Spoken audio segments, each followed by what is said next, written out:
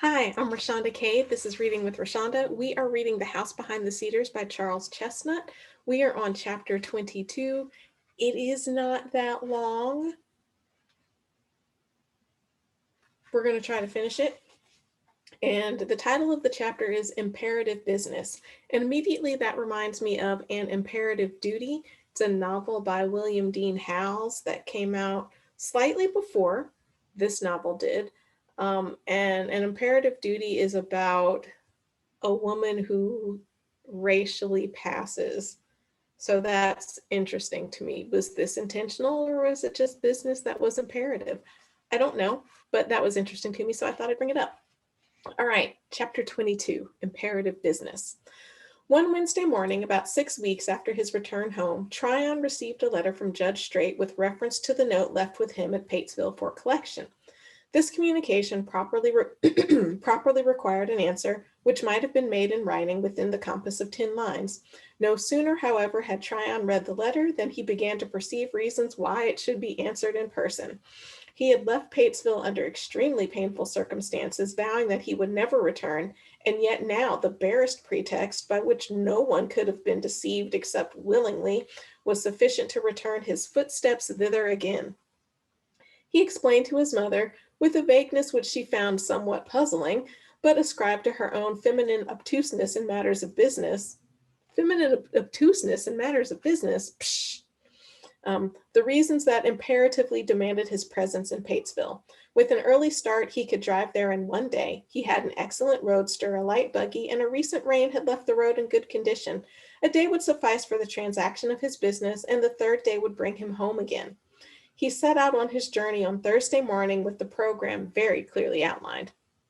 Tryon would not at first have admitted, even to himself, that Rena's presence in Patesville had any bearing whatever upon his projected visit. The matter about which Judge Straight had written might, if it was clear, be viewed in several aspects. The judge had written him concerning the one of immediate importance. It would be much easier to discuss the subject in all its bearings and clean up the whole matter in one comprehensive personal interview. Okay, you keep telling yourself that, Tryon. The importance of this business then seemed very urgent for the first few hours of Tryon's journey. Ordinarily a careful driver and merciful to his beast, his eagerness to reach Patesville increased gradually until it became necessary to exercise some self-restraint in order not to urge his faithful mare beyond her powers. And soon he could no longer pretend obliviousness of the fact that some attraction stronger than the whole amount of Duncan McSwain's note was urging him irresistibly toward his destination. Yes, sir, some attraction. The old town beyond the distant river, his heart told him clamorously, held the object in all the world to him most dear. Memory brought up in vivid detail every moment of his brief and joyous courtship, each tender word, each enchanting smile, every fond caress. He lived his past happiness over again down to the moment of that fatal discovery.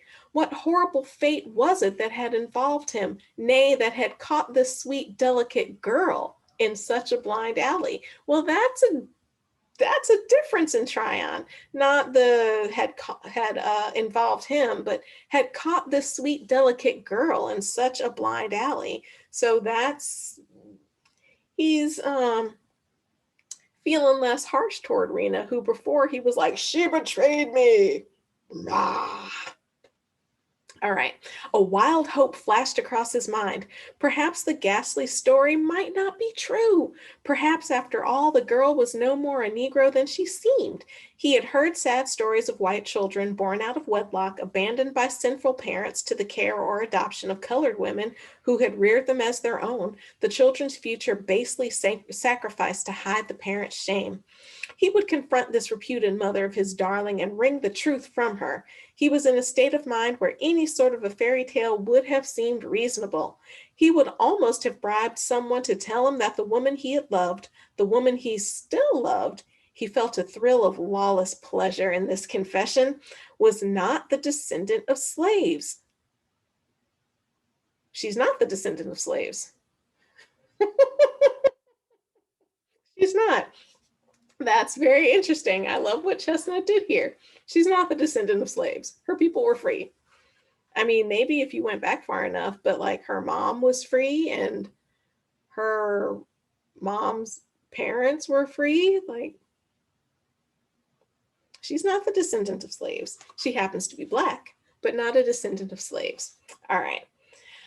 Let me go back. He would almost have bribed someone to tell him that the woman he had loved, the woman he still loved, he felt a thrill of lawless pleasure in the confession, was not the descendant of slaves, that he might marry her and not have before his eyes the gruesome fear that someone of their children might show even the faintest mark of the despised race.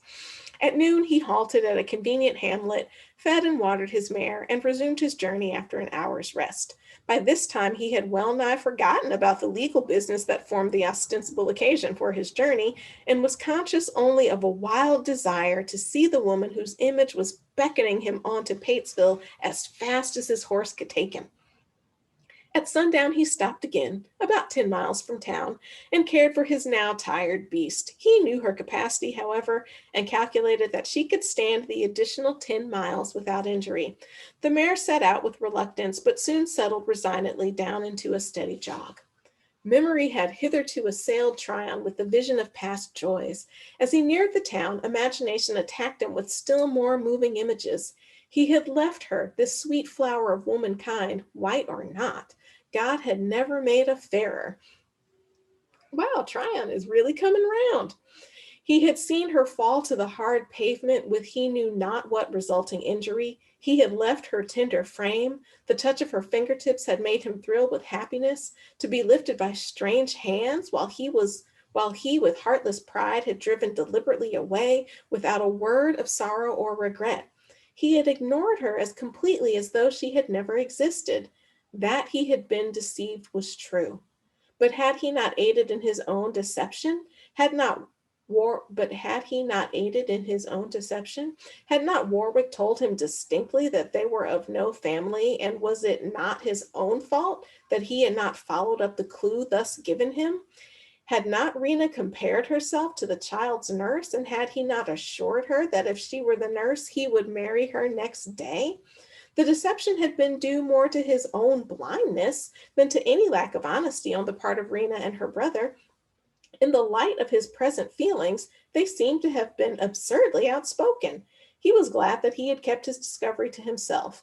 He had considered himself very magnanimous not to have exposed the fraud that was being perpetrated upon society.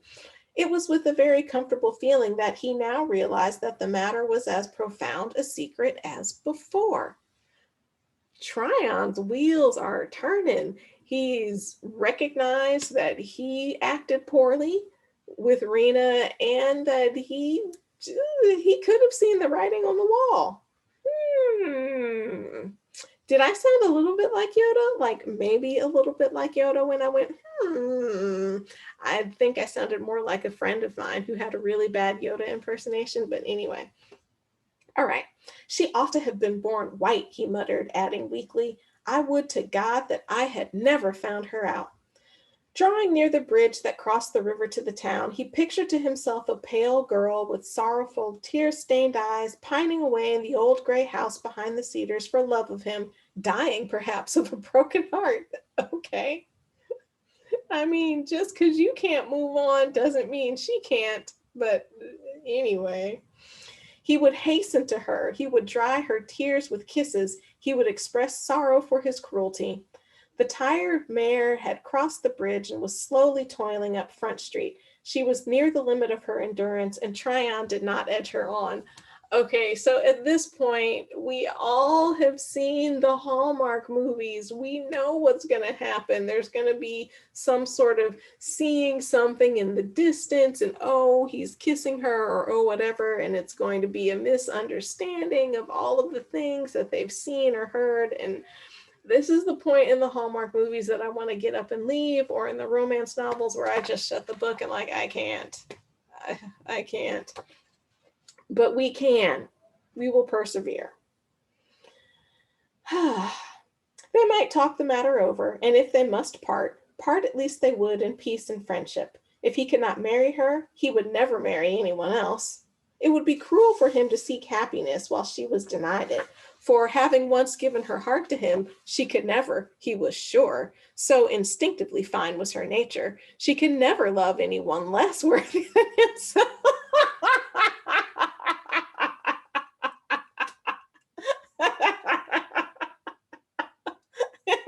Okay,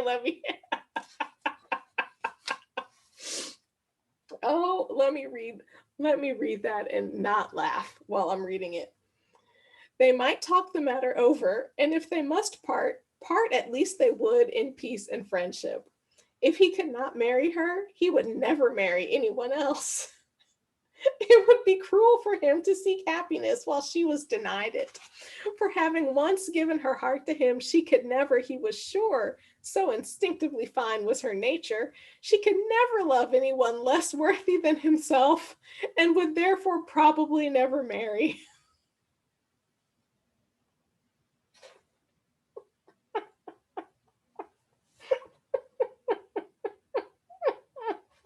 The ego. Oh my gosh.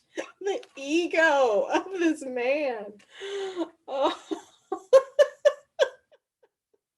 that if they must part, it will be in peace and friendship. That he will never marry one else because it would be too cruel for him to find happiness when clearly Rena would be denied it because she would never love anybody who wasn't as worthy as he was. And clearly she'll never find anybody as worthy as him.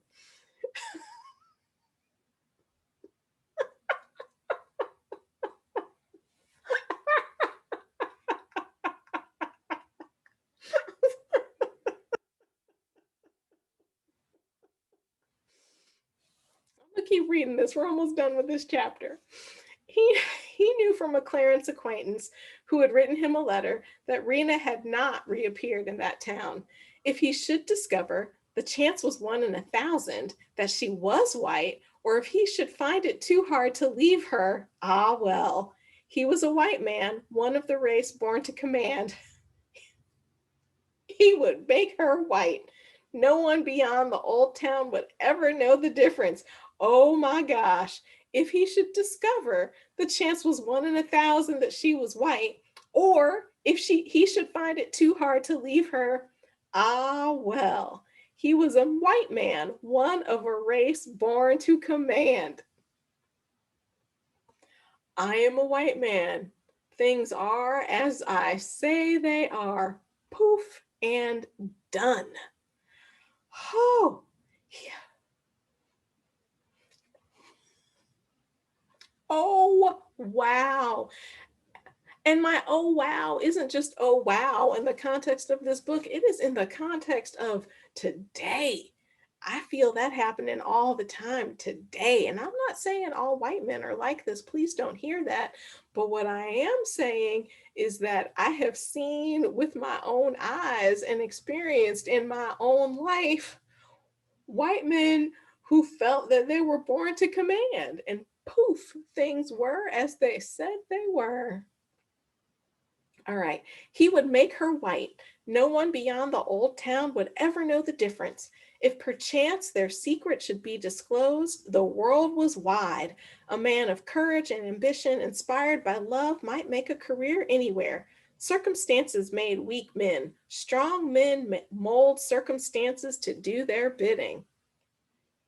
Circumstances made weak men. Strong men mold circumstances to do their bidding. And remember, because we've said, like, I'm a man, I'm a white man, I'm a man of courage, I'm a man. This is all the same sort of talk we had very early on in the book with Warwick. Interesting. He would not let his darling die of grief, whatever the price must be paid for her salvation. For her salvation? The hubris, the unmitigated gall. All right, she was only a few rods away from him now. In a moment, he would see her. He would take her tenderly in his arms, and heart to heart, they would mutually forgive and forget, and strengthened by their love, would face the future boldly and bid the world do its worst.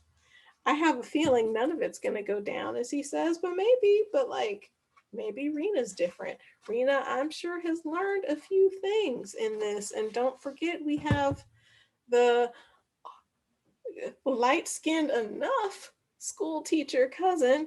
This is, we got a lot going on and not like a whole lot of book left.